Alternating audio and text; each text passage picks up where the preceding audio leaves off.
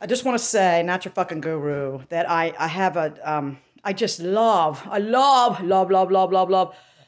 that you are in this phase of life, and I know that you're going to attempt to, and you will succeed at doing it. Keep your state of mind of the wonder of it all and the joy of being in this realm, even though you have experienced horrific pains and sufferings, that you somehow just said, well, fuck it. Everybody's suffering. And we can't understand how the other person is suffering. We know we are. And we can be empathetic and be like, well, cut each other a break because we don't know. And I've spent my whole life doing that, cutting everybody a break because I don't really know how bad their suffering is. And I hated when people brushed off my whatever when I was a child, because this is where it's sad. This is where it started. You and I and many of us were not validated as a child. My adopted mother used to hate that. I need to be validated. Well, I do. I'm sorry, but I did. But you fucked that up, Mom. And was it her fault? Maybe, maybe not. I don't know. She was so tore up by her mother. There's no telling whose fault it is. Whose fault is it anyway? Uh, a lot of us know that there's evil creatures that look human out here and causing a lot of mayhem. Mayhem, isn't that doesn't that mean loss of limb? I don't know. They cause that too. We think mayhem means just like chaos, but I think it means loss of arm or a leg. I don't know. Mayhem. Urgh. Why are there all these busts of people with no arms and legs and just heads? How come there's busts of, or is it a bust without a head? I thought the bust was the head. Why all these torsos with no arms and legs and heads? I always thought that was fucking odd. It's art. Art of dismembered people. I just found that to be kind of decapitated people. Here's their head on a pedestal. What the fuck is that crazy? As a child, I was like horrified. I was like, ah, take me to the Smithsonian, looking at all this plastic shit. Because I lived near there. I lived in the Baltimore area. I lived by I was educated in the fine arts. Okay, they're all so fine. Legless, armless, headless, and God things, statues, and we're supposed to say, "Oh, it's so much talent.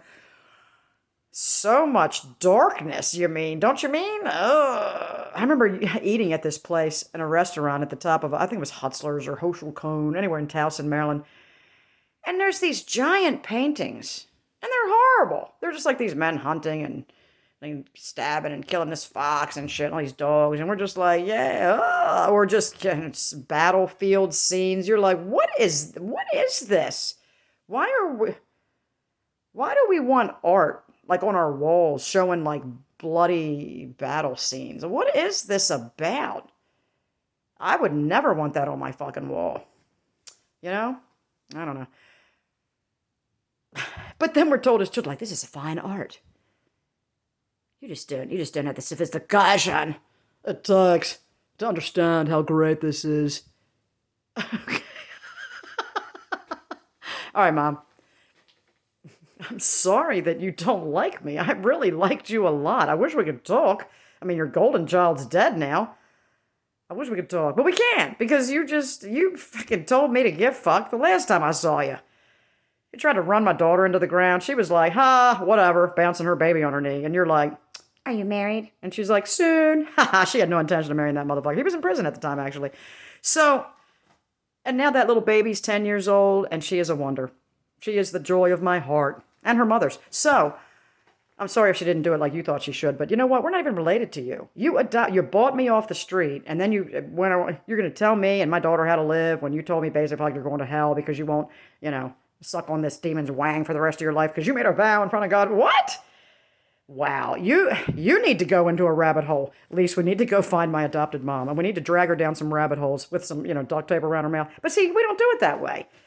People need to come to on their own. You can't drag them. She's like, we can't drag people to the Lord, my mom used to say. Well, then why are you trying so hard to do it? Stop it. And she'd prance around with her Bible. I'm so holy. Like, God, really? You don't have a shred of empathy for your daughter, but you're so right with the Lord. All right, Chicklet. I hope that she's happy. I don't think she is, though. She's not happy in her Christianization.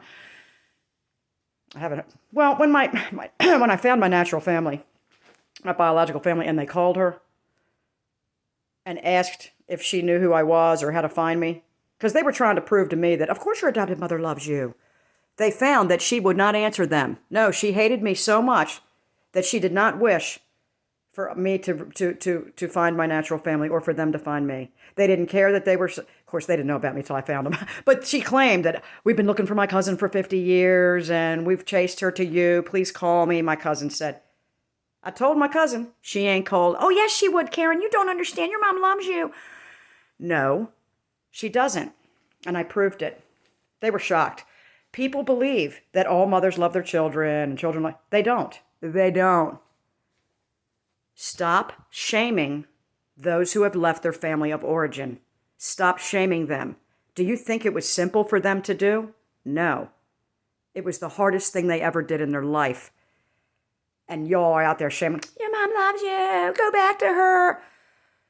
I did. She freaking attacked me. She threw me out of her home with my children in tow. I did over my dad's deathbed. So, yeah, I did that. Stop it. Stop shaming us. I've been released. Stop trying to tell me I have to go back to prison. I got my release. All within me. I've been released. Peace.